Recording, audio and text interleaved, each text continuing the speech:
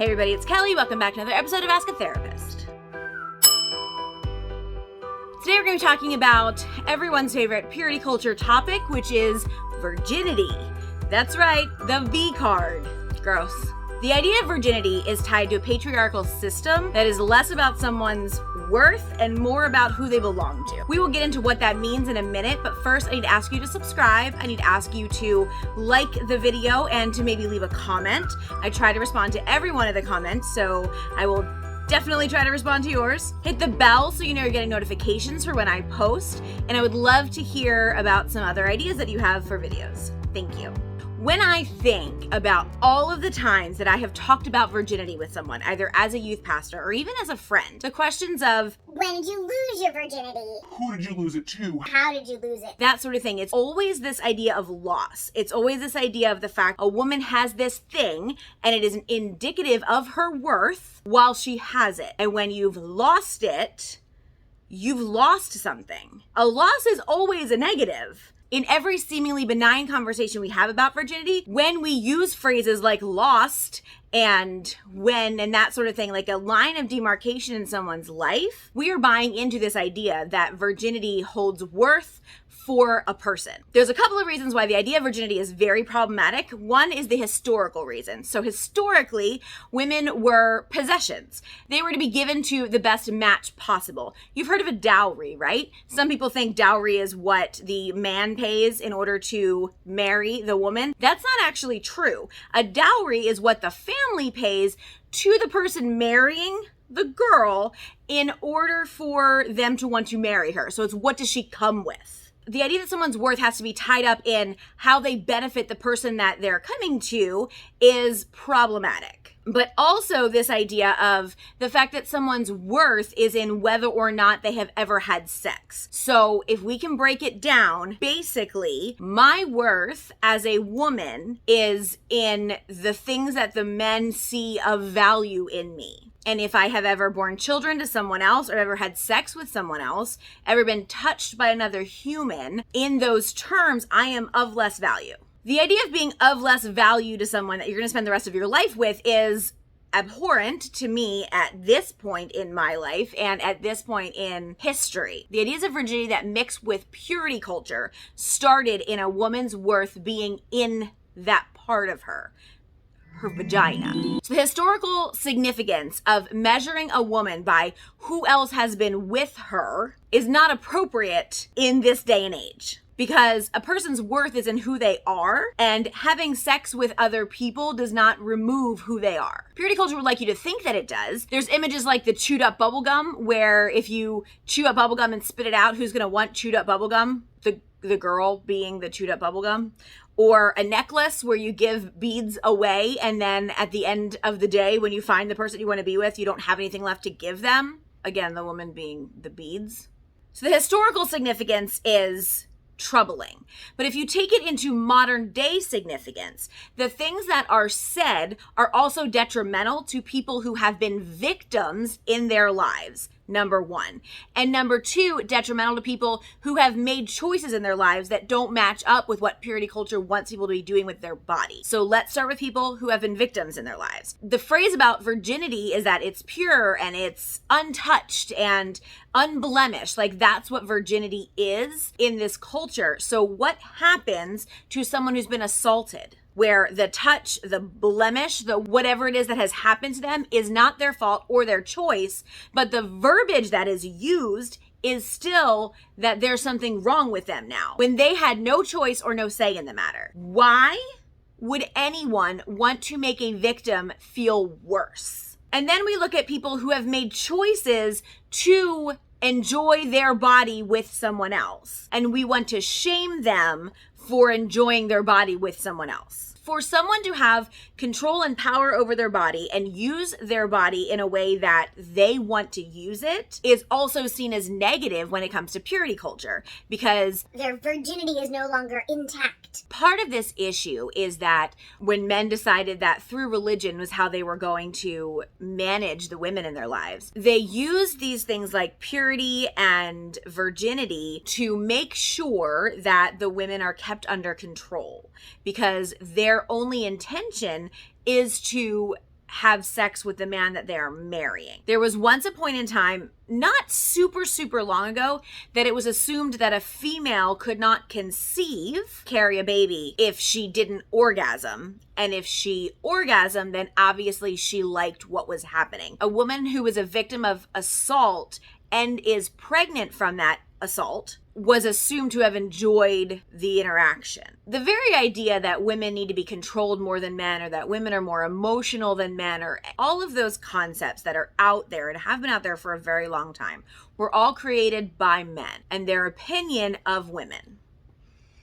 Now, when I make these purity culture videos, I inevitably get a couple of guys, maybe people I know, maybe people I don't, that come at me and tell me that I hate men and that, I'm being sexist and that I'm anti-male or anti-Christian or any of those things. And I'm none of those things. When I explain the historical significance of these things and the things that were perpetrated by men, that does not mean I hold all men responsible for what I'm saying. But also, me holding or not holding all men responsible for what I'm saying does not take the truth out of it. When people get defensive about something that you're saying, or a truth, historical or current, that you are pointing out, it's usually because they are aware of some of the truth in it, and the amount of defensiveness they have is directly related to the amount of frustration or fear or anger they have about the topic. So for all you men out there that are going to hear this as me downing men, that's not what's happening, okay?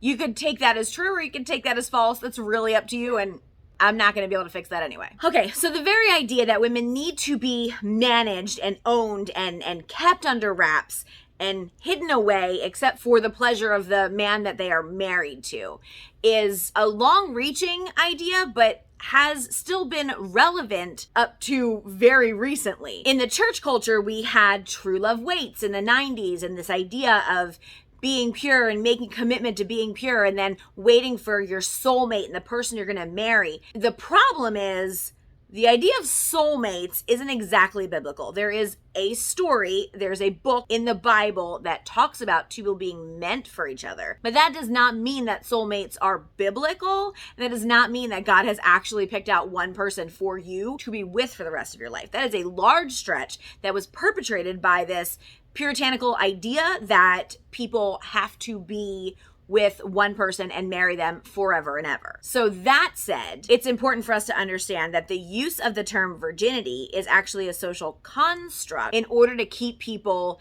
in that zone of understanding that one marriage for the rest of time, ever, one sex partner. That intention to control people is not for their own good. I don't know that trying to control someone is ever for their own good, or if it's for the good of the person who's trying to control them. But the social construct of virginity and the hierarchy that we have for women who have kept themselves pure for the person they're going to marry, that uplifting of them to this level of righteousness within the church and within purity culture is offensive to everybody. Here's the thing. If you don't want to have sex, you should not have sex. If you do want to have sex, you should have it. There are other rules that come into play, things like consent, which purity culture, the perpetrated idea of virginity being so important, consent never comes into the conversation. Consent is everything. The enthusiastic consent of another partner or other multiple partners is what you need in order for it to be okay for you to touch someone else's body. This is what I say to my kindergartners. We don't put our hands on other people's bodies. You do not ever have the right to put your hands on someone else's body, especially sexually, if they have not given their consent. This idea of virginity and meant to be and person you're supposed to be with for the rest of your life doesn't actually prompt consent either. And it doesn't do that because God picked it out, and so it must be right. And God picking this couple out and it being right, it really doesn't matter how you feel then, right? And you have to get on board because that's what God wants, and God rules the world and God created the world. The idea that you, in theory, do get to consent because you get to say, yes, I'm going to date this person, or no, I'm not going to date this person, or I'm going to go this far, or I'm not going to go this far. In theory, consent is there. But in reality, it's not. When the rules are laid out for you by someone else, consent is less than forthcoming. So let me say this. If we continue to use the term virginity in the way that we have been using it, we will only continue to perpetrate this harmful idea that that is something to be held up of worth. The first time that anyone has sex, I would love to think, would be their choice and all parties would be giving enthusiastic consent. We all know that that is not the case for lots and lots of people.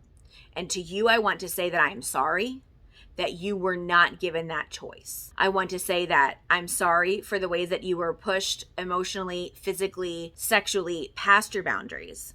And I want to tell you that it was not okay. For those of you who've been hurt by the term virginity or this purity culture idea of the fact that your worth is in who has and who has not been between your legs, I want to tell you I'm sorry.